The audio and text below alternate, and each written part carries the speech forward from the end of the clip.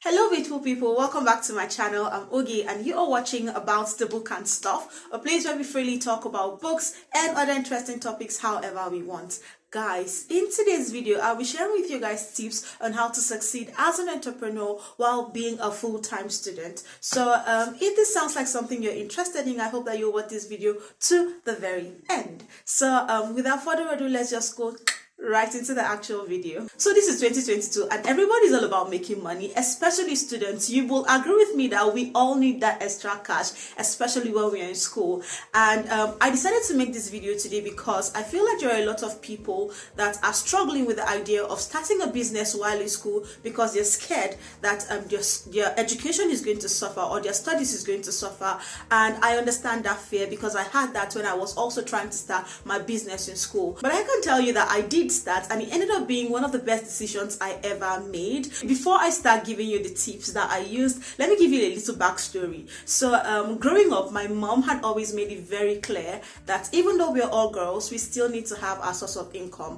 And she made it clear that we are responsible for ourselves regardless of what the society would tell us. And she made it very possible for us to stand on our 2 feet by having us learn at least one craft. And unlike most of my sisters, I do have a lot of crafts because it was fairly easy for me to pick up new skills, especially things that I had to do with my hands. I was really gifted at that. So growing up, I learned how to knit, how to weave bags, how to make beads, how to sew. I learned a bunch of things until I decided that I did not want to learn tailoring again. I wanted to learn how to make hair, and that was in 2012 when I got back from secondary school. That's a boarding school. Before my mom allowed me go to be an apprentice at a hair salon, she asked me, why do you want to be a hairstylist? And I told her that the one thing I want for myself when I go to university is not to have to come back every week to get money from you, because I wanted to fend for myself. I wanted to be independent. I wanted to have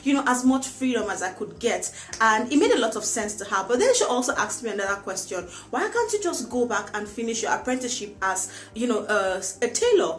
And I told her that people make hair more than they get new outfits, and she agreed. That was like the deal breaker for her, so she agreed to allow me to go learn how to make hair. When I got into university in 2014, I knew that the time had come for me to put my skill to good use. Before I did that, I had like a major problem. I was very scared of being on my own because for the past 2 years, I had been with somebody. I'd been with, my boss, and I was under her. So whatever mistake I made was not necessarily going to, reflect on me. It was going to reflect on her. So I had that protection. I had that privilege to make as many mistakes as I could. Though I was really nervous about being responsible for people's hair, I just knew that I needed the extra cash, and I knew I needed a game plan if this was going to work. So I came up with a very simple plan: tell as many people as possible about my craft. And well, that sounded very simple, yeah, but that was like the most difficult thing I ever did because I was a very shy person. I was very reserved. I was kind of quiet to an extent, and that was very difficult. That means I would have to be really nice to strangers that I absolutely did not care about, people that I had never seen before, people that I had never spoken to. I just knew it was something I had to do. But I started small. I had to go. I remember going to my department and being nice to all the girls there, and I remember telling some of them that I make hair, so if you want to braid your hair, anything you want to do, I can do it for you, and I can do it at a very affordable price. And of course they didn't believe me because they had never seen anything I had done before. They had never seen my work before, and I didn't even have pictures of them, but it just took one person to believe that I could do it. I remember my first client paid me 500 naira for a hairstyle that was supposed to cost at least 2,500 naira. But then I was really excited because it meant that they were listening to me. And by the end of the semester, I had a fairly reasonable client base. I used to make at least one hair every week, and that was okay for me because I had a lot of work. But as time went on, the client base started increasing, and it started growing so fast that I could barely keep up. And by the time I was on 400 level, I used to make hair at least 4 to 5 times every week, on top of my project, on top of my assignments, on top of my exams and tests and whatnot. Regardless of the time, as long as you tell me that you want to make hair and you were willing to pay, I could squeeze out the time to do it for you. And I graduated with a good result. And the question that a lot of people were asking at the time was how do you manage to do it? I mean, you're studying literature, you have a lot of novels to read, you know, how do you manage it? How do you get your assignments done and whatnot? But so this is why I'm making this video right now, to share with you the tips that helped me survive as an entrepreneur or as a businesswoman and a full-time student. So my first tip is to believe that you can actually do it. Now, it doesn't matter what other people's experiences are. It doesn't matter what everybody else is saying. You have to believe that you can pull through. You have to believe that you're strong enough, you're smart enough, and you're capable enough to be an entrepreneur and a full-time student. Once you've conditioned your mind to think that way, everything else will fall into place. And this happened to me. I remember I was very anxious about, being by myself and breaking away from my boss. But I knew in my heart there was no time I had doubts that I could actually pull it up, because I knew I was smart, I knew I was hardworking, and I knew I was good at my craft. Now, my second tip for you is just start.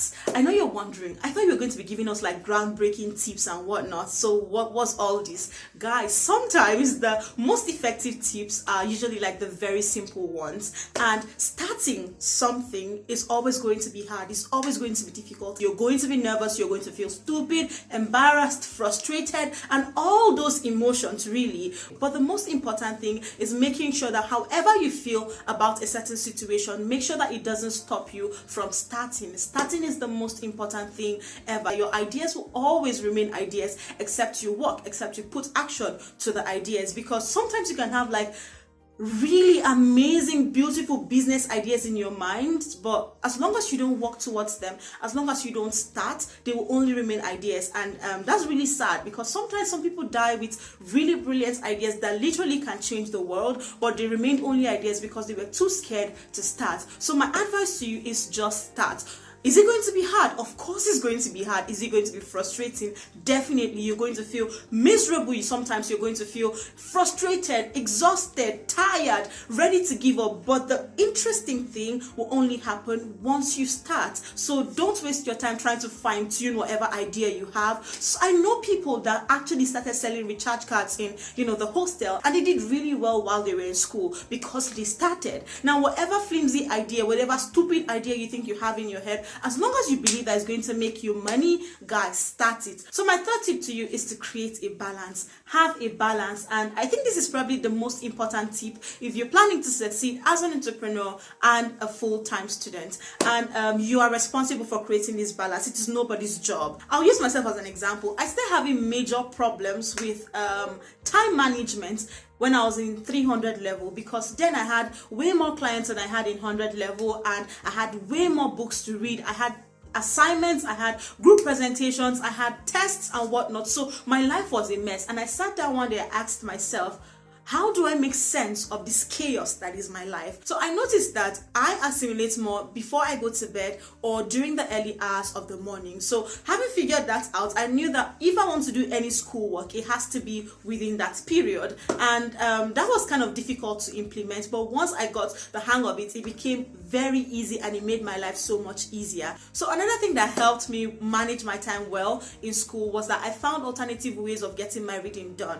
As I've said in my previous video, I studied English literature, and that means that I had a shitload of books to get through. I had a shitload of novels to read and analyze. And I think I found YouTube by accident. I think I was on Google trying to figure out how to, I think I was looking for summaries of books and whatnot, and I got redirected to YouTube, So on YouTube, I found out that I could actually get summaries of books. I could get the full books and listen to them while I was making hair. So it made my whole life easier. It was very effective for me because it literally saved my life. Now, I don't know what you're studying. I don't know how tight your schedule is, but I know that there are alternative ways and more effective ways of getting your reading done that would help you manage and maximize your time. So I hope that you figure it out, because you can. So another tip that you would find very useful if you're trying to succeed as an entrepreneur and a full-time student is to make sure that you delegate as much as possible. Outsource your jobs if you can afford it. Now, this is a total lifesaver, because if you have a huge client base, sometimes you barely have the time to attend to all the people you have to attend to, and this can be very difficult to navigate, especially if you do not have other people working with you. And this is why outsourcing is very, very important. I'll use myself as an example. When I was in 300 to 400 the level, I had so many clients that I could barely keep up with. I mean, you only have 24 hours in a day, so I could barely keep up. And what I did was that I found a few people in school that knew how to do what I could do. You know, people that I could vouch for, people that I knew were good at their craft. So when some of my clients come and I have too many people to attend to, I'll send some of my clients to them. What my clients did not know at the time was that I would get a share from the amount the person is going to make. And that is a very, should I say, effective way of managing your time and making more money. These are the few tips that helped me succeed as a full-time student and an entrepreneur, and it made my life a lot easier. And I think it was a win-win for me because I made a lot of money while I was in school, and I also had a really good result. So I think these tips actually work. So feel free to try them out. And if you enjoyed this video, do not forget to check out my other video. One will be showing on the screen. Feel free to check that out, and I think you're going to find that really interesting. So thank you guys so much, and I'll see you guys in my next one. Mwah!